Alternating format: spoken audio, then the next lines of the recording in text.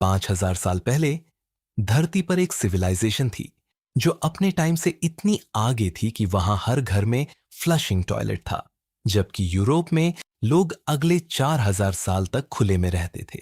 उनके पास वर्ल्ड की पहली प्लान्ड सिटीज थीं, सीधी सड़कें, अंडरग्राउंड ड्रेनेज सिस्टम और एक स्क्रिप्ट जिसे दुनिया आज तक डिकोड नहीं कर पाई। और फिर एक दिन सब कुछ गायब हो गया। ना कोई वॉर के निशान मिले, ना कोई मास ग्रेव, ना कोई जलती हुई सिटी के सबूत। बस खाली शहर, जैसे लोग एक रात में अपना सब कुछ छोड़कर चले गए हो। आज हम जानेंगे कि इंडस वैली सिविलाइजेशन के साथ असल में क्या हुआ था और क्यों ये रहस्य आज भी साइंटिस्ट्स को सोने नहीं देता। वीडियो के एंड तक हम उस थ्योरी तक पहुंचेंगे जो सबसे ज्यादा चौंकाने वाली है, क्योंकि अगर वो सच है तो वही चीज आज हमारे साथ भी हो सकती है। बात करते हैं 1920 के दशक की। दो ब्रिटिश आर्कियोलॉजिस्ट्स मोहनजोदड़ो और हड़प्पा नाम की जगह पर खुदाई कर रहे थे, पाकिस्तान में इंडस रिवर के पास। उन्हें लगा शायद कुछ छोटी पुरानी बस्ती मिलेगी, लेकिन जो उन्होंने देखा उसने पूरी हिस्ट्री की किताबें बदल दी। जमीन के नीचे एक पूरी सिटी थी, इतनी एडवांस्ड कि आर्कियोलॉजिस्ट्स पहले बिलीव ही नहीं कर पाए कि यह 4500 साल पुरानी है। सड़कें परफेक्टली सीधी थीं, 90 डिग्री के एंगल्स पर मिलती थीं, जैसा मॉडर्न सिटी प्लानिंग आज भी करती है। हर घर में अपना प्राइवेट वेल था, हर घर अंडरग्राउंड सीवेज सिस्टम से जुड़ा था, जो रोम से भी 2000 साल पहले बन चुका था। लेकिन एक चीज सबसे ज्यादा शॉकिंग थी, इस पूरी सिविलाइजेशन में कोई बड़ा पैलेस नहीं मिला, कोई बड़ा टेंपल नहीं मिला, कोई स्टैच्यू नहीं मिली जिसमें कोई राजा या देवता अपने आप को दिखा रहा हो। वही सवाल जो आज भी हिस्टोरियंस को परेशान करता है। अगर कोई राजा नहीं था, अगर कोई एक पावरफुल लीडर नहीं था, तो इतनी बड़े स्केल पर इतनी परफेक्ट प्लानिंग किसने की? इस सवाल का जवाब अभी तक नहीं मिला, लेकिन यह सिर्फ पहला मिस्ट्री था। जैसे जैसे खुदाई आगे बढ़ी, आर्कियोलॉजिस्ट्स को पता चला कि ये एक दो शहर नहीं थे, ये एक पूरी सिविलाइजेशन थी जो आज के पाकिस्तान और नॉर्थ वेस्ट इंडिया तक फैली हुई थी। नंबर्स देखे तो इसकी साइज समझ आती है। इस सिविलाइजेशन का एरिया इजिप्ट और मेसोपोटामिया दोनों सिविलाइजेशंस को मिलाकर जितना बड़ा था, उससे भी ज्यादा था।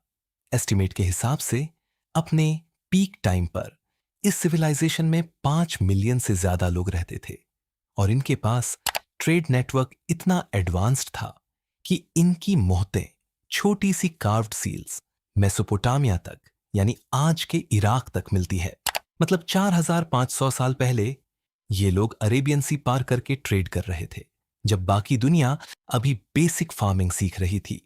अब सवाल ये उठता है, अगर ये इतनी एडवांस्ड, इतनी ऑर्गेनाइज्ड, इतनी सक्सेसफुल सिविलाइजेशन थी, तो ये खत्म कैसे हुई? यहीं से कहानी में ट्विस्ट आता है।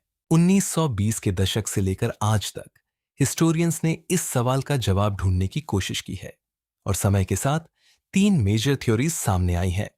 लेकिन हर थ्योरी के साथ एक प्रॉब्लम भी है। पहली थ्योरी, आर्यन इन्वेजन। 1940 के दशक में एक फेमस आर्कियोलॉजिस्ट मॉर्टिमर व्हीलर ने मोहनजोदड़ो की खुदाई में कुछ स्केलेटन ढूंढे, कुछ लोगों की बिखरी हुई हड्डियां, जैसे वो अचानक मरे हो।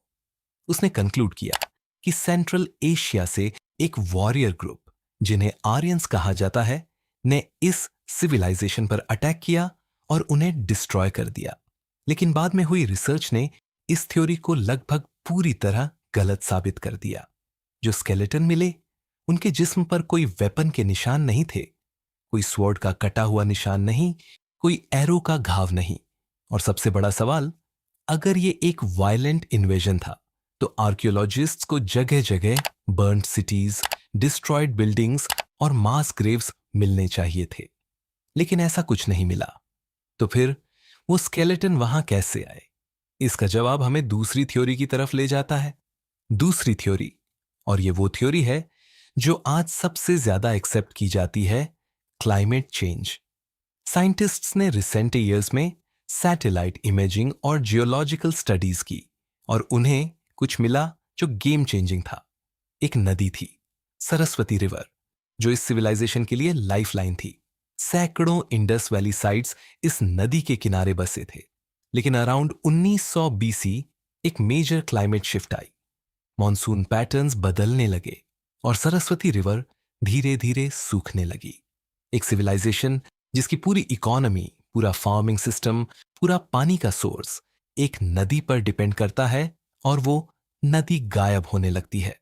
फसल फेल होने लगी, पानी मिलना मुश्किल होने लगा, और लोग अपने शहरों को धीरे धीरे छोड़कर जाने लगे बेहतर जिंदगी की तलाश में। ये कोई एक दिन की घटना नहीं थी, ये 200 साल से ज्यादा टाइम में हुई।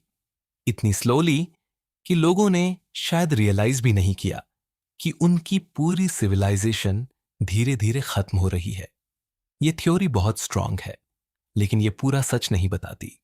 क्योंकि अगर लोग सिर्फ पानी की वजह से शिफ्ट हुए, तो उन्होंने अपना एडवांस्ड नॉलेज, अपनी सिटी प्लानिंग, अपना स्क्रिप्ट, अपनी टेक्नोलॉजी कहीं और क्यों नहीं ले जाकर यूज किया। यहीं से तीसरी और सबसे डिस्टर्बिंग थ्योरी शुरू होती है। कुछ रिसर्चर्स मानते हैं कि इंडस वैली सिविलाइजेशन का कोलैप्स सिर्फ क्लाइमेट की वजह से नहीं हुआ, बल्कि उनकी अपनी सक्सेस ही उनके अगेंस्ट गई। जैसे जैसे पॉपुलेशन बढ़ी, उन्होंने अपने रिसोर्सेज को इतना इंटेंसिवली यूज किया, फार्मिंग, डिफॉरेस्टेशन, वाटर यूजेस, कि उन्होंने खुद अपने एनवायरनमेंट को परमानेंटली डैमेज कर दिया। मतलब ये सिर्फ एक नेचुरल डिजास्टर नहीं था जो उनके साथ हुआ, ये एक स्लो मोशन कोलैप्स था जो उन्होंने खुद बिना रियलाइज किए क्रिएट किया।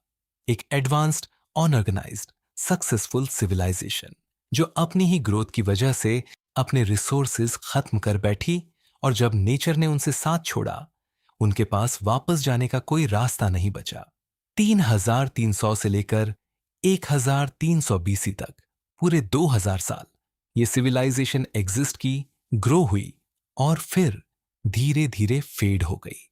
और जब तक उनकी स्क्रिप्ट डिकोड नहीं होती, जो आज तक नहीं हुई है, हम कभी पूरा सच नहीं जान पाएंगे कि उनके लास्ट जनरेशन्स के लोगों ने क्या सोचा, क्या महसूस किया, जब उनकी दुनिया धीरे धीरे उनके हाथों से निकल रही थी। अगर आपको ये वीडियो इंटरेस्टिंग लगी, तो एक लाइक जरूर कर देना और कमेंट में बताओ आपको क्या लगता है, क्या हमारी मॉडर्न सिविलाइजेशन भी कभी इसी रास्ते पर जा सकती है। मिलते हैं अगली वीडियो में।